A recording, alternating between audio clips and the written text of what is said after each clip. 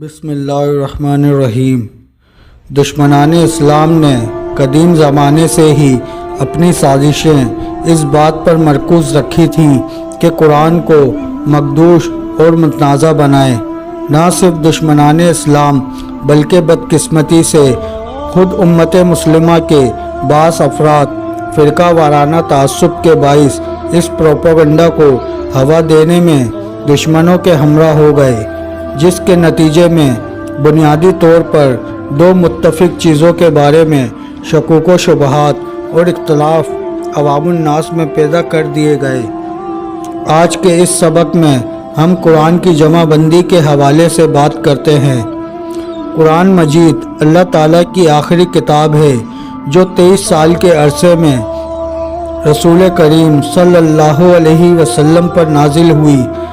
اس بات میں تو کسی کو کوئی شک نہیں ہے، البتہ بحث اس بارے میں ہے جو قرآن مجید 23 سال میں نازل ہوا اور آج ہمارے ہاتھوں میں موجود ہے، اس کو موجودہ کتابی شکل کب اور کس نے دی؟ قرآن مجید قلب رسول اکرم صلی اللہ علیہ وسلم سے امت کی طرف کس طرح منتقل ہوا؟ جواب: جب قرآن کی کوئی بھی آیت نبی آخر الزماں صلی اللہ علیہ وسلم پر نازل ہوتی تو آپ صلی اللہ علیہ وسلم فوراً دو قسم کے اہتمام فرماتے۔ پہلا کام ان آیات کے امین یعنی حفاظ کرام کی تربیت تھا۔ رسالت مآب صلی اللہ علیہ وسلم نے قرآن مجید کو امت کے سینوں میں منتقل کرنے کے لیے حافظان قرآن کی وسیع پیمانے پر تربیت فرمائی تاکہ قرآن ان کے سینوں میں ہمیشہ ہمیشہ کے لیے محفوظ ہو جائے۔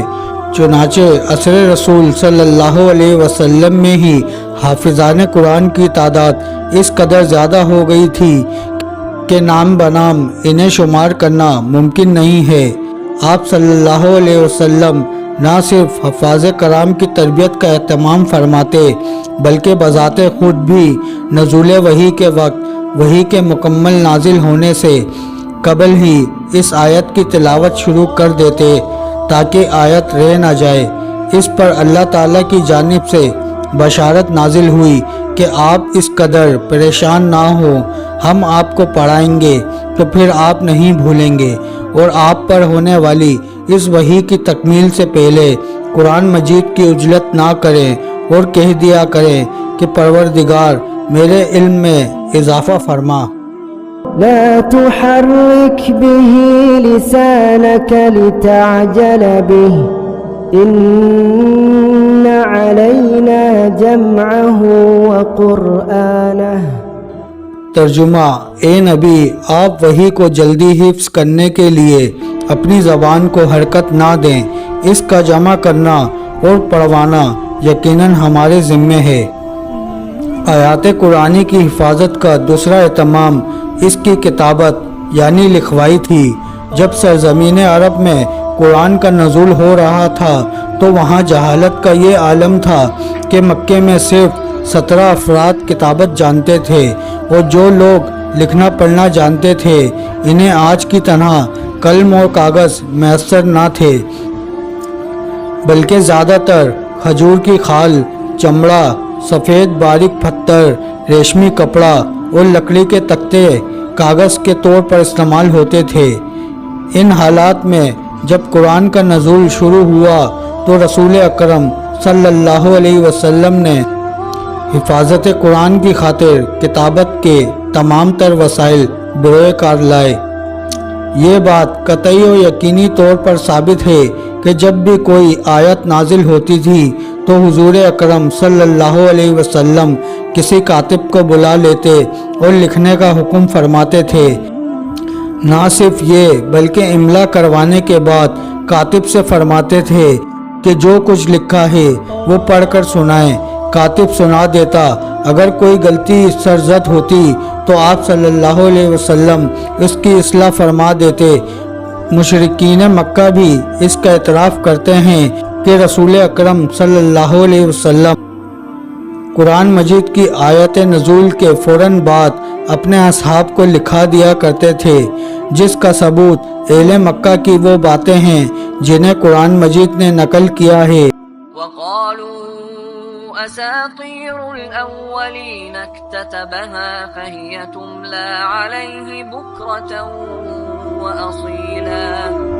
ترجمہ، اور کہتے ہیں یہ قرآن پرانے لوگوں کی داستانیں ہیں جو اس شخص نے لکھ رکھی ہیں اور جو صبح و شام اسے پڑھ کر سنائی جاتی ہیں۔ قرآن کی کتابت آغاز وحی کے ساتھ ہی مکے میں شروع ہو جانے پر خود قرآنی شواہد کے علاوہ بے شمار تاریخی شواہد بھی موجود ہیں۔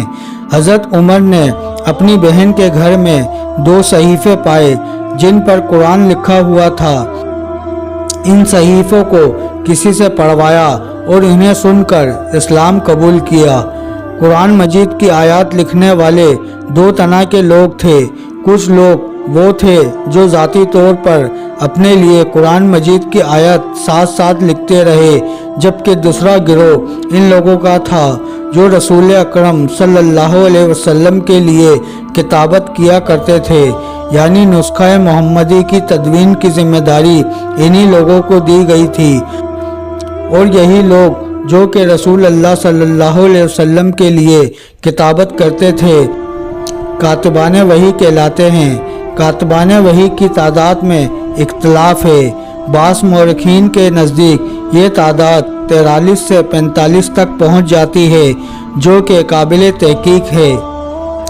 نہایت اہمیت کا حامل امر یہ ہے کہ حضور اکرم صلی اللہ علیہ وسلم کاتبان وحی کو صرف آیات کی کتابت کا حکم نہیں دیتے تھے، بلکہ ساتھ ہی ترتیب بھی بتا دیتے کہ اس آیت کو کس صورت میں، کس آیت کے بعد اور کس آیت سے پہلے رکھا جائے۔ لہٰذا معلوم ہوا کہ آیت کی موجودہ ترتیب بحکم خدا خود رسول اکرم صلی اللہ علیہ وسلم کی طرف سے مقرر ہوئی۔ البتہ قرآن کی صورتوں کو موجودہ ترتیب کے بارے میں اختلاف ہے کہ آیا ان صورتوں کو خود رسول اکرم صلی اللہ علیہ وسلم نے اسی ترتیب سے رکھوایا تھا یا رسول اکرم صلی اللہ علیہ وسلم کے بعد اصحاب نے انہیں یہ ترتیب دی تھی۔ یہ بات تو واضح ہو گئی کہ قرآن مجید کی تمام آیات کی کتابت لکھوائی کا کام عصر رسالت صلی اللہ علیہ وسلم میں ہی رسول اکرم نے اپنی نگرانی میں بطریق احسن انجام دیا، جس میں کسی شک و شبے کی گنجائش نہیں ہے۔ لیکن سوال یہ ہے کہ آیا موجود قرآن رسول اکرم صلی اللہ علیہ وسلم کے زمانے میں ہی جمع کر کے کتابی شکل میں تیار ہو گیا تھا، یا بعض لوگوں کے مطابق یہ کام حضرت ابو بکر یا حضرت عثمان کے دور میں انجام دیا گیا؟ جواب، اس بات پر بے شمار دلائل موجود ہیں کہ قرآن مجید عصر رسول صلی اللہ علیہ وسلم میں ہی کتابی شکل میں مدون ہو گیا تھا۔ ہم صرف چند دلائل پر اکتفا کرتے ہیں۔ فضائل قرآن، تلاوت قرآن اور آداب تلاوت قرآن، احکام ملحق اور دیگر قرآنی موضوعات کے بارے میں روایت کی گئی ہیں۔ احادیث سے معلوم ہوتا ہے کہ قرآن عصر رسالت میں ہی کتابت کی شکل میں مدون ہو گیا تھا اور ہر شخص کی دسترس میں تھا۔ بعض احادیث نبوی میں قرآن مجید کا نسخہ اپنے پاس رکھنے کی تاکید کی گئی ہے، تو بعض میں قرآن مجید کو دیکھ کر تلاوت کرنے میں رغبت دلائی گئی ہے، جبکہ بعض دیگر روایت میں مشرکین کے علاقوں میں قرآن مجید ہمراہ لے جانے سے منع کیا گیا ہے۔ ان تمام احادیث سے یہ پتہ چلتا ہے کہ اس وقت قرآن مجید کتابی شکل میں موجود تھا، تبھی یہ احادیث وارد ہوئی ہیں۔ خود قرآن مجید میں بھی قرآن کے لیے کتاب کا لفظ استعمال ہوا ہے۔ والطور وكتاب مسطور في رق منشور۔ ترجمہ، قسم ہے طور کی اور لکھی ہوئی کتاب کی ایک کشادہ ورق میں۔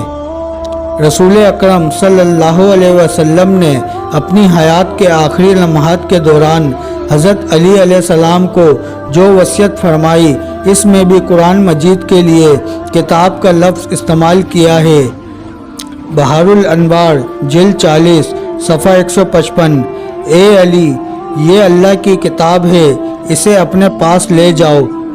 چنانچہ حضرت علی اسے ایک کپڑے میں جمع کر کے اپنے گھر لے گئے۔